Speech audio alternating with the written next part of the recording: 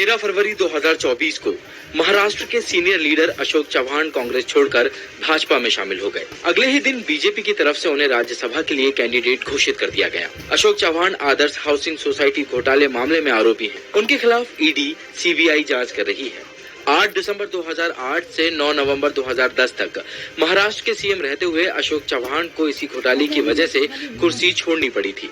उस वक्त महाराष्ट्र सरकार ने युद्ध में शहीद हुए सैनिकों और रक्षा मंत्रालय के स्टाफ के लिए कोलाबा इलाके में इस सोसाइटी को बनाया था। आरटीआई से खुलासा हुआ कि इसके फ्लैट अफसरों और नेताओं को बहुत ही कम कीमत पर दे दिए गए। 2014 और 2019 में इस घोटाले को लेकर पीएम मोदी ने अशोक चव्हाण को घेरा भी था। अशोक चव्हाण के खिलाफ कार्रवाई होगी, ये कहां तक नहीं कहा था? क्या टिकट देना ये कार्रवाई है क्या? एक आदर्श सोसाइटी बनाने की कोशिश थी, शहीदों के परिवार को धोखा दिया था। इससे तो नांदेड़ और पूरा भारत भली भांति परिचित है।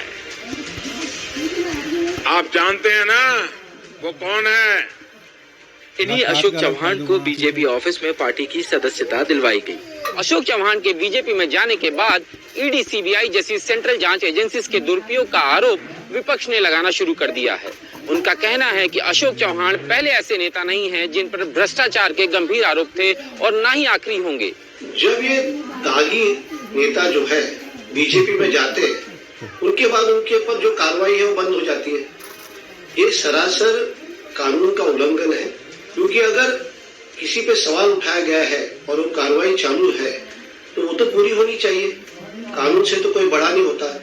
तो ये एक रणनीति है भाजपा की कि जो लोग बात करें उनके खिलाफ उनके ऊपर दबाव डालो, और अगर उनके ऊपर कोई सवाल है तो उनको जो सवाल करते रहे, और अगर सवाल करके वो अगर डर कर भाजपा में आ जाए तो फिर वो उनके ऊपर सवाल ना करे और सब कार्रवाई बंद कर दे। सीनियर जर्नलिस्ट भी मानते हैं कि ईडी, सीबीआई की जांच के चलते ऐसा हुआ है। दैनिक भास्कर ने 15 ऐसे नेताओं और उनसे जुड़े केसों की डिटेल निकाली। अजीत पवार, 70,000 करोड़ रुपए का सिंचाई घोटाला। ये घोटाला 1999 से 2009 तक अजीत पवार के सिंचाई मंत्री रहते हुए हुआ था। उनके खिलाफ केस भी दर्ज हुआ।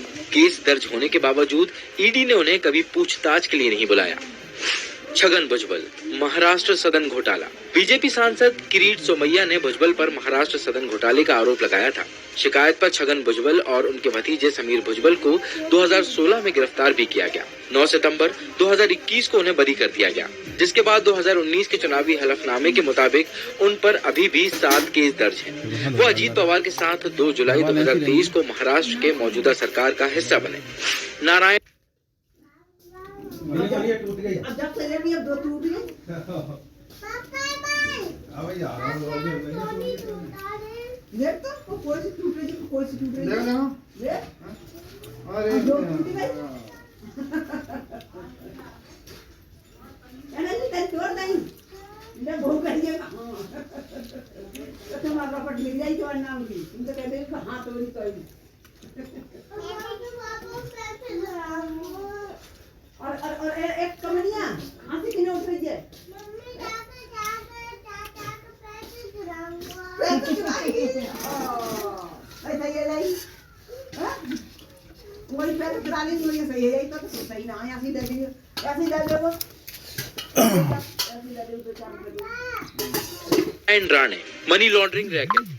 महाराष्ट्र सरकार के पूर्व मुख्यमंत्री नारायण राणे कांग्रेस में थे। 2016 में उन पर 300 करोड़ रुपए की मनी लॉन्ड्रिंग का आरोप लगा। ईडी ने मामले की जांच शुरू की। राणे ने 21 सितंबर 2017 में कांग्रेस से इस्तीफा दिया। फिर महाराष्ट्र स्वाभिमान पक्ष नाम से एक संगठन बनाया और 15 अक्टूबर 2019 को इसका विलय बीजेपी में कर दिया। इससे पहले 9 अप्रैल 2019 को ईडी ने उनके खिलाफ चल रही जांच बंद कर दी थी।